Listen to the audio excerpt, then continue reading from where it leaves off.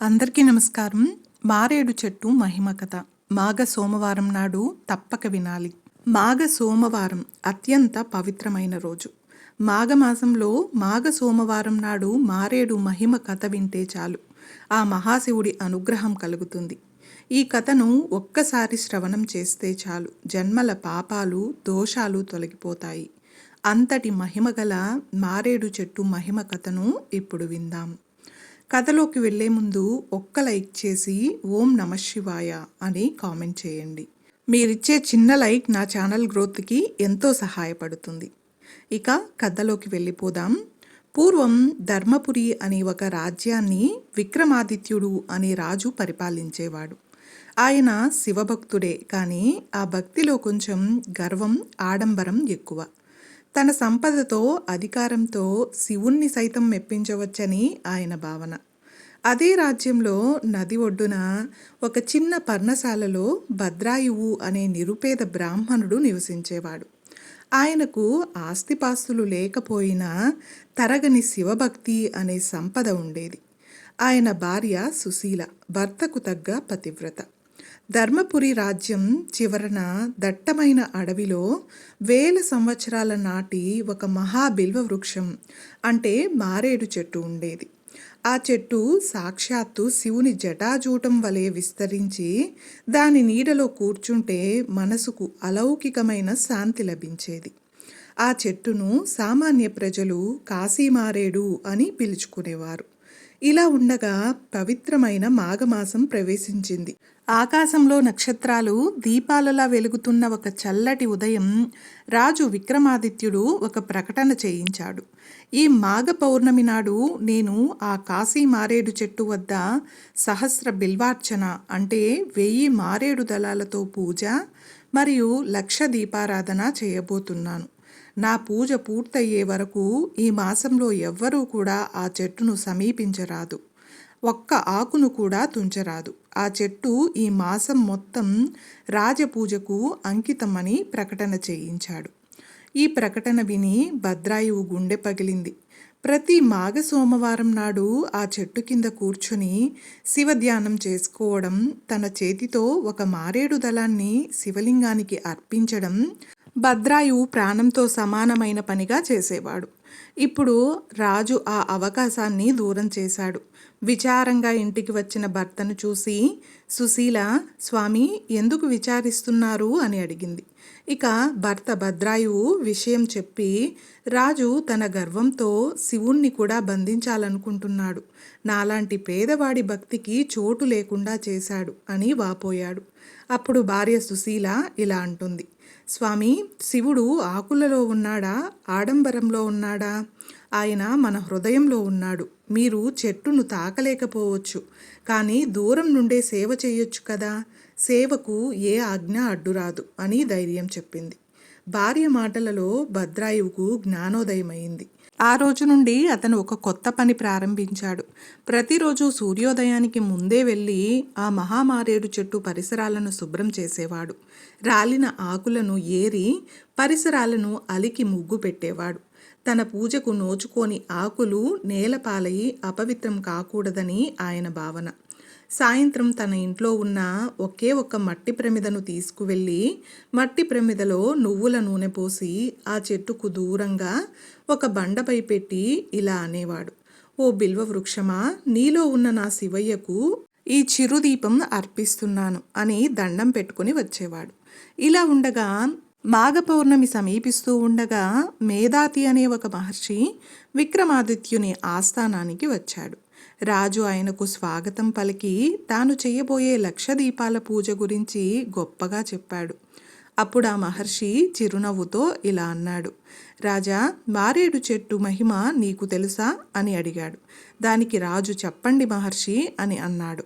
దానికి మహర్షి ఇలా చెప్పడం ప్రారంభించాడు. పూర్వం శ్రీ మహాలక్ష్మీదేవి శివుని గురించి తపస్సు చేస్తున్నప్పుడు ఆమె కన్నుల నుండి జారిన ఆనంద బాష్పాలు భూమిపై పడి మొలకెత్తినదే ఈ బిల్వ వృక్షము.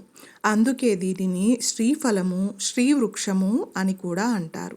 దీని 3 ఆకులు సత్వ, రజ, తమో గుణాలకు సృష్టి, స్థితి, లయకారకులైన బ్రహ్మ విష్ణు మహేశ్వరులకు ప్రతీక. ఒక్క స్వచ్ఛమైన మారేడు దళాన్ని భక్తితో శివుడికి అర్పిస్తే అదే కోటి స్వర్ణ పుష్పాలతో సమానం. పవిత్రమైన కార్తీక మాసంలో కానీ మాఘమాసంలో కానీ ఈ చెట్టు కింద ఒక్క దీపం వెలిగిస్తే వారికి 3 తరాల పాపాలు హరిస్తాయి. ఈ చెట్టు గాలి పీల్చిన సకల రోగాలు నయమవుతాయి. ఇది కేవలం చెట్టు కాదు రాజా, సాక్షాత్తు శివస్వరూపం అని వివరించాడు. అది విని రాజు గర్వంగా ఇలా అన్నాడు, అందుకే కదా స్వామి, అంతటి మహిమగల చెట్టుకు నేను 1000 దళాలతో 1,00,000 దీపాలతో పూజ చేయిస్తున్నాను.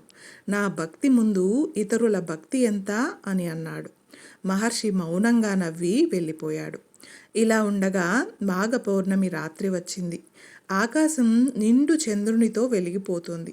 రాజు తన పరివారంతో బంగారు పల్లకిలలో మారేడు దళాలను, వెండి ప్రమిదలలో 1,00,000 దీపాలను తీసుకొని ఆ చెట్టు వద్దకు బయలుదేరాడు. కానీ వారు ఆ చెట్టును సమీపిస్తూ ఉండగా ఆకాశం ఒక్కసారిగా నల్లటి మేఘాలతో కమ్ముకుపోయింది. ఇక ఉరుములు మెరుపులతో కుండపోత వర్షం మొదలైంది.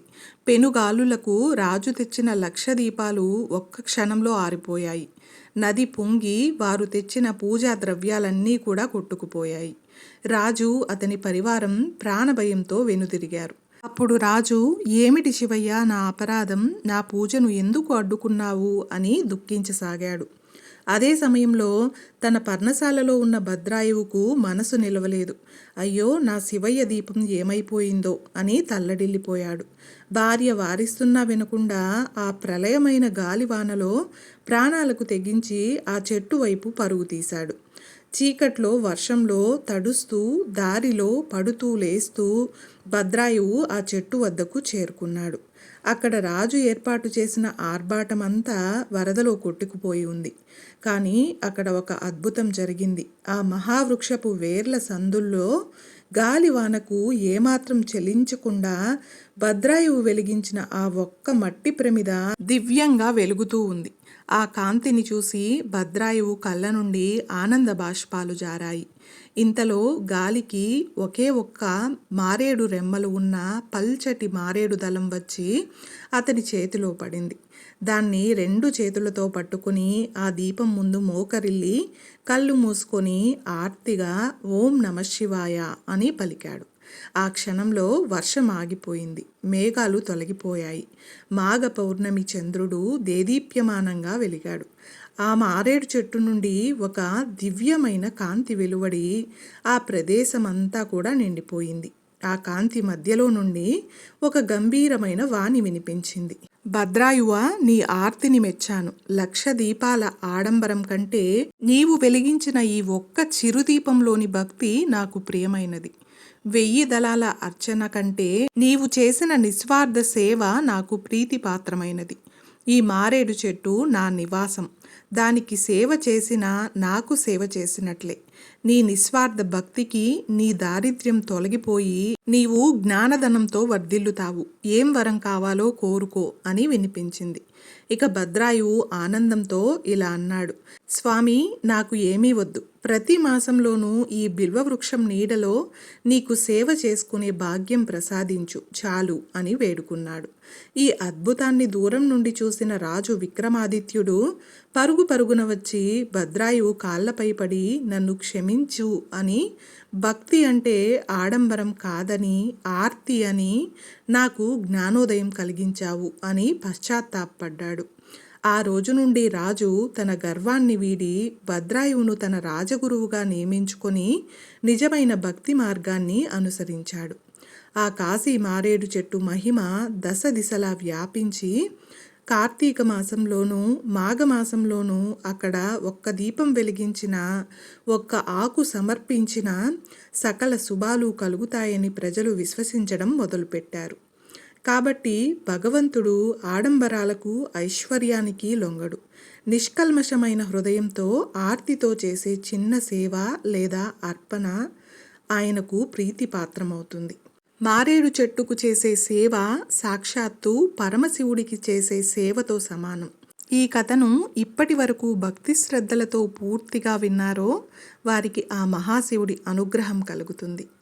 ఎవరైతే ప్రాతకాలం నందు బిల్వ వృక్షాన్ని సందర్శించి ప్రదక్షిణ చేస్తారో వారికి సర్వ పాపాలు నశిస్తాయి.